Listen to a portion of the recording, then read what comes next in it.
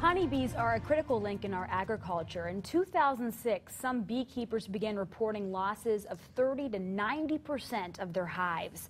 The U.S. Department of Agriculture calls the mystery problem colony collapse disorder. And one local chef is doing her part to turn that around. If you tune into our show, the name Laura Wilson of Roanoke's La Dolce Vita may ring a bell, but she's also a beekeeper. She invited us over to her home to see what all the buzz was about. Take a look.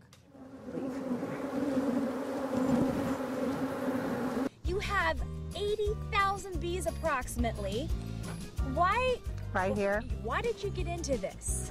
All right, well, I got into it because, as you know, the bees are responsible for most of our food, and they're on a decline. Nobody really knows why. I mean, we all have our reasons why we think, and I think that the only way that's going to help is for people like me and you to have colonies. It's really interesting. It's not hard. Okay, so we're going to go in this hive, and this hive is really full, so when I open it, it's going to be a little freaky. And the main thing is to just be real calm, because they know when you're getting wound up. Okay. Here we go. Oh, man. Wow. Bees are responsible for all of our food. You're not talking about just honey, because I think that's one thing a lot of folks think about honey, but they also pollinate. They pollinate, absolutely. So they're moving from place to place, and they're carrying all their little pollen in their pollen sacs. These are called frames. So you see, totally empty, nothing. Nothing on it. So we can move it over here. But down there, beaucoup honey. Oh, and here they come. They're getting mad. So these are capped. Those are probably drone cells. The drones are the males. They don't do much except mate. Okay. Really, it's.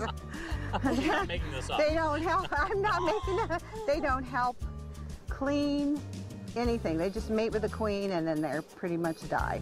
How often do you have to inspect these bees? In the summer, about twice a month. You're not really supposed to feed them during the summer, but it's been so rainy that I have been feeding mine all summer. Just a little right here, sugar water. It's just sugar water, that's all. Here's one being born. Oh, wow. Can you see that? There's a baby being born Baby being born. Brood are the babies. Are the babies, okay. So what exactly does the honey do then? Feeds the babies. Feeds the babies. And feeds the bees, and feeds the queen. Now, you said you will collect the honey, but it won't be until next year. That's right. Why is that? All right, so the bees need their honey. They just live on sugar, which is the way I should live, all year. So they need their honey for their fuel in the winter. And Laura, you actually recommend people to be beekeepers themselves. I totally do recommend that. It's so good for the planet, and the bees are dying. So if you have a love for things like that, I promise you, it's easy. A lot of buzz there. A lot of buzz. That was your face the entire time we were checking out those bees. Gina actually stepped away for a little while. She had to simmer down. Simmer down, and I watched that over again. I'm like, ugh. But it was very interesting. And you know what? That Laura Wilson, we were just saying, she does it all. She really does. Yeah. But you were into it. I loved it. Great I time. thought it was really fascinating. Well, La Dolce Vita is now serving lunch on Wednesdays at its new location. You can check this story and some of her other cooking segments out on Wayne.com. We'll be right back.